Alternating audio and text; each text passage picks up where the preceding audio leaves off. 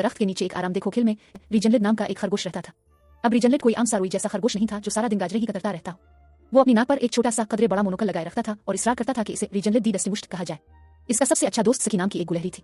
सखी, खैर सखी तो बस सखी ही थी। इसमें इतनी तवानाई थी कि वो शायद एक छोटे शहर को बिजली दे सकती थी और उसके ख्यालात गर्म पेन में पापकारन की तरह उछलते रहते थे।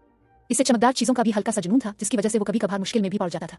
एक धूप वाली सिपहर रीजनलिड बड़ी एहतियात से एक डेंडेलियन के रोए से अपने मोनोकल को चमका रहा था। बहुत नफीस अब समझी जब सखी तेजी से खोखिल में घुस आया, जोश से चहचहा रहा था। रीजनलिड, रीजनलिड, तुम्हें यकीन नहीं आएगा, सखी ने चीख कर कहा। तकरीबन रीजनलिड के कीमती हमवार पत्थरों के मजमुए को गिरा दिया। रीजनलिड ने ड्रामाई अंदाज में आह भरी। सखी मेरे प्यारे दोस्त, क्या तुम्हें हमेशा एक छोटे फर वाले तूफान की तरह दाखिल होना पड़ता है?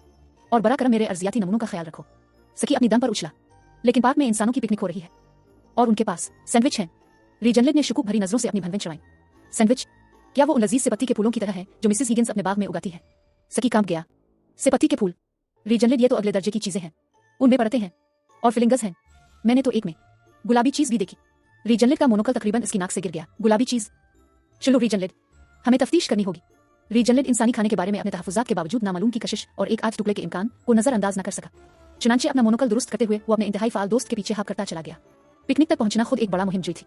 उन्हें एक बदमिजाज बैजर से बचना पड़ा जिसका बाल खराब दिन था। इसके सारे बाल खड़े थे। हंसों के एक गौल को चकमा देना पड़ा जो तालाब के करीब बेहतरीन जगह के लिए बहुत जोर से बहस कर रहे थे। और यहाँ तक कि जब एक इंसानी बच्चा थोड़ा ज्यादा करीब आ गया तो उन्हें मुजस्समा बनने का भी ड्रामा करना पड़ा।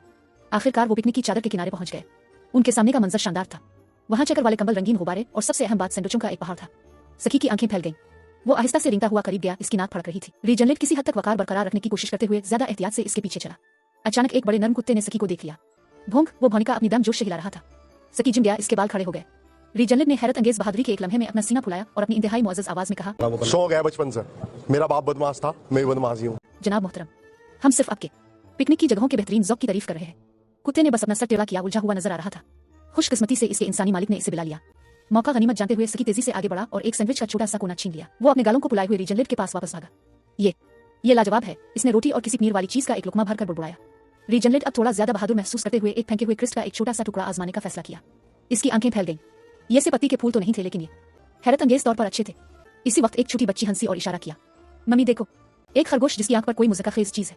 रीजनलिड शर्मिंदा होकर जल्दी से फरार होने की कोशिश की, लेकिन इसका मोनोकल फिसल गया और गिरी हुई लिमोनीड के एक जोहर में जा गिरा। सखी अपनी पहले वाली जोश और खुरूश के बावजूद हंस से बगैर ना रह सका। रीजनलिड जो मिट्टी में लिखला हुआ था और जिसका मोनोकल गायब था भी हंस पड़ा। इस दिन से रीजनलिड अभी इसरार करता था कि इसे रीजनलिड दी डस्टिमुश्त कहा जाए, लेकिन कभी कब और सखी पार्क में वापस घुस जाते थे, नफीस मुशाहदात के लिए नहीं बल्कि कभी कभार और बहुत लजीज इंसानी सैंडविच के टुकड़ों के लिए। और रीजनलिड ने सीखा कि एक मुअज़्ज़ज़ खरगोश भी कभी कभार थोड़ी सी गुलाबी चीज की तारीफ कर सकता है।